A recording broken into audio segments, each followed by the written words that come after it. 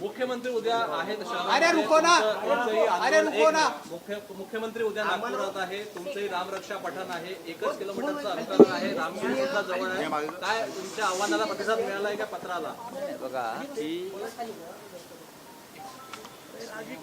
हे काय लग्नाचं आमंत्रण नाही. लग्नासाठी फार आग्रह केला जातो, पण राज्याचे मुख्यमंत्री आहेत. राज्याचे मुख्यमंत्री आहेत आणि आम्ही त्यांच्या निवासस्थानाजवळ एक उपक्रम, धार्मिक उपक्रम हिंदुत्वाचा करतो आहोत. राज्याचे मुख्यमंत्री म्हणून आम्ही त्यांना निमंत्रण दिलेलं आहे. त्याहीपेक्षा एक रामभक्त म्हणून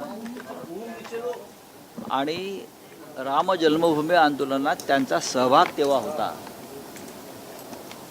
या कारणानं आम्ही त्यांना आमच्या उद्याच्या रामरक्षा आंदोलनात सहभागी होण्याचं निमंत्रण दिलं आहे. त्याचबरोबर आम्ही आज सरसंघ चालक, परमपूज्य सरसंघ चालक मोहनराव भागवतजी यांनासुद्धा आज आम्ही निमंत्रण पाठवलेलं आहे. नागपूरमध्ये आल्यावर ह्या ज्या प्रमुख व्यक्ती आहेत, हिंदुत्वाच्या दृष्टीनं अतिमहत्त्वाच्या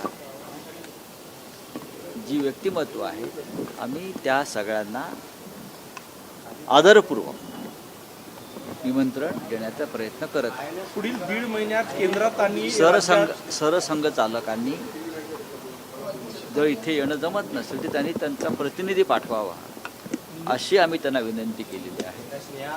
शिवाय या भागातले सर्व आमदार आहेत विविध पक्षांचे, मग भारतीय जनता पक्षाचे असतील किंवा अन्य पक्षांचे काही नेते असतील, आम्ही त्यांनाही आमंत्रित केलेलं आहे. उद्या शिवसेना पक्षप्रमुख उद्धव ठाकरे इथे 11:30 वाजता येतील. त्यांच्या काही भेटीगाठी आहेत इथे आणि 4 वाजता ते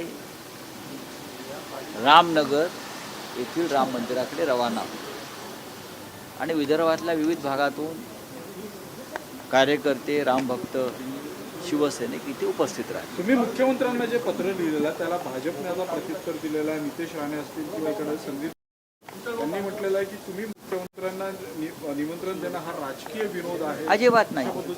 कसं काय राजकीय विनोद असेल? मला काय तुम्ही कोणाची नावं घेताय, त्यांनी काय रिॲक्शन दिले आहेत हे माहीत नाही. राज्याचे मुख्यमंत्री हे काय एका पक्षाचे नसतात, ते संपूर्ण महाराष्ट्राचे असतात.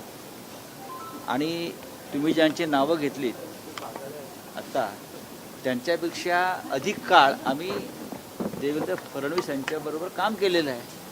आमचे जरी आता मार्ग वेगळे झाले असले तरी त्यांच्यापेक्षा जास्त काळ 25 वर्ष सलग आम्ही भारतीय जनता पक्षाबरोबर काम केलेलं आहे, देवेंद्रजींबरोबर काम केलेलं आहे. तेव्हा त्यांनी अशा प्रकारे प्रतिक्रिया देणं हाच मूर्खपणा आहे. मोहन भागवत जी को निवेदन किया है इसमें शामिल होने के लिए या उनके प्रतिनिधियों को निमंत्रित किया है, क्या पत्र में जिक्र किया है आपने? बात ऐसी है भाई साहब कि हम नागपुर में अगर हमारा कार्यक्रम हिंदुत्व का कर रहे हैं तो नागपुर में राष्ट्रीय स्वयंसेवक संघ का मुख्यालय है.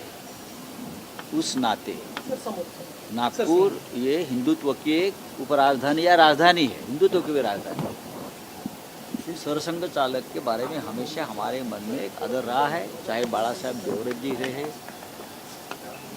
चाहे उनके बाद उनके पहले वाले, सभी के साथ थोड़े बहुत मतभेद होते हैं, लेकिन परम पूज्य हमेशा रहे हैं.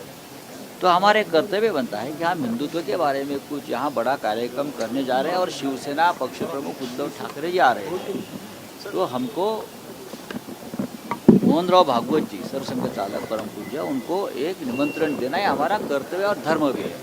कल जयंत पाटिल और जितेंद्र आव्हाड एकनाथ शिंदे से फिर से मिले.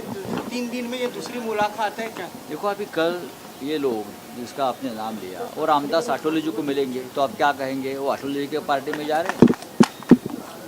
इस महाराष्ट्र में और देश में इतनी पॉलिटिकल पार्टियां बन गई है, कोई ना कोई किसी से मिलते जुलते रहते हैं ना. उसका मतलब ये है कि गए पार्टी में आए पार्टी में, जयंतराव पाटिल हो या जितेंद्र आव्हाड हो, वो सभी पार्टी के नेताओं से मिलते जुलते रहते हैं, फ्री बर्ड्स है. मिलने दो। सर, कांग्रेस अध्यक्ष ने प्रधानमंत्री को चिट्ठी लिखी है कि सेशन से पहले ऑल पार्टी मीटिंग बुलाई जाए जिसमें परिसीमन पर विस्तृत चर्चा होनी चाहिए। परिसीमन पे चर्चा होनी चाहिए। खरगे साहब ने जो प्रधानमंत्री जी को पत्र लिखा है, अगर आप पढ़े तो उसमें क्लियर लिखा है कि ये जो मुद्दा है ये देश के लिए, देश के एकता के लिए बहुत महत्वपूर्ण है। उसके ऊपर सभी पार्टियों के साथ सलाह मशवरा होना चाहिए और हम उनसे सहमत हैं। प्रधानमंत्री आज 25,000 करोड़ का लोकार्पण करने वाले हैं। और आज के आंदोलन का 20वां दिवस है। डॉक्टर ने कहा कि ऑर्गन फेलियर भी हो सकते हैं और ऐसी भी जानकारी कि उद्धव ठाकरे जी भी। और हाईकोर्ट ने भी दिशा निर्देश दिया कि हर व्यक्ति की जान सुरक्षित होनी चाहिए। तो कर लीजिए, हाईकोर्ट को बोलिए आप जाइए और प्रधानमंत्री को निर्देश दीजिए और ये भी निर्देश दीजिए नीट पेपर लीक में जिस मंत्री की जिम्मेदारी है उनका इस्तीफा लेकर ये अनशन छुड़वा दीजिए। हाईकोर्ट और सुप्रीम कोर्ट की बात अगर हमारी सरकार मान ली थी तो देश का पूरा चरित्र बदल जाता। अब दूसरी बात है, 20 दिन हो रहे हैं सोनम वांगचुक जी के अनशन को। वहाँ और एक लड़की बैठी है जिसका नाम है 20 साल की लड़की भी उनके साथ अनशन कर रही है। उनकी तो परिस्थिति बहुत गंभीर है। ऑर्गन फेल्योर की बात अगर आप करते हो तो को या ये रिपोर्ट प्रधानमंत्री तक नहीं जा रही है क्या? ये रिपोर्ट गृह मंत्री तक नहीं जा रही है क्या? ये रिपोर्ट राष्ट्रपति द्रौपदी मुर्मू के पास नहीं जा रही है? लेकिन ये सभी की संवेदना मर चुकी है। ये सभी लोग सत्ता में बैठे हैं। क्या मोदी कैबिनेट में एक भी मर्द ऐसा कोई मंत्री नहीं है? मोदी के कैबिनेट में कोई ऐसा एक मर्द मंत्री नहीं है जो मोदी के सामने कहे कि जो आप कर रहे हो गलत है और सोनम वांगचुक की जान बचाना ये देश का कर्तव्य है। ये कहने वाला एक मर्द मंत्री अगर पैदा नहीं हुआ है तो भारतीय जनता पार्टी जो है ना उसे मैं राष्ट्रभक्त कहूँगा ना उनको मैं शूर कहूँगा। महाराष्ट्र आणि दिल्लीच्या राजकारणात पुढच्या 1.5 महिन्यात काही मोठे फेरबदल होण्याची शक्यता आहे। दिल्ली आणि महाराष्ट्राच्या राजकारणात काही फेरबदल होण्याची शक्यता आहे। म्हणजे काय होणार असं काय वाटतं तुम्हाला काय वाटतं? मला काहीच वाटतं। दिलीपराव थांबा ना यार, होऊ द्या ना उत्तर। मला एवढंच वाटतंय गेल्या काही काळापासून की केंद्रामध्ये जर मोठे फेरबदल झाले तर या राज्याचे मुख्यमंत्री देवेंद्र फडणवीस हे राष्ट्राच्या सेवेसाठी केंद्रात जाऊ शकतात।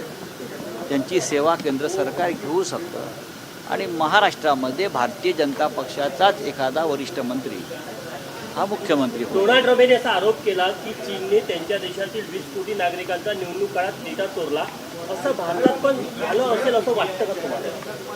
बघा, ट्रम्प यांनी जे ठामपणे सांगितलेलं आहे तो भारतीय निवडणूक पद्धतीत झालेल्या घोटाळ्यामुळेच सांगितलेलं आहे। भारतामध्ये सुद्धा असा घोटाळा झालेला आहे, डेटा चोरलेला आहे, मतदार चोरलेले आहेत, मतं चोरलेली आहेत। ट्रम्प यांनी भारतामध्ये झालेल्या घोटाळ्याचा जर अभ्यास केला निवडणूक, मग त्यांना मोदी ही काय चीज आहे हे कळेल।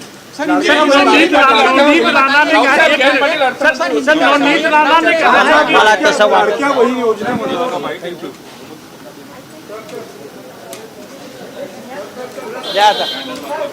पत्र पाठवण्यात आलेलं आहे। तर मुख्यमंत्री हे केंद्रात जाऊ शकतात, केंद्रात मोठे फेरबदल झाले तर फडणवीस राष्ट्राच्या सेवेसाठी तिथं जाऊ शकतात असं संजय राऊत यांनी म्हटलंय आणि भाजपचाच एक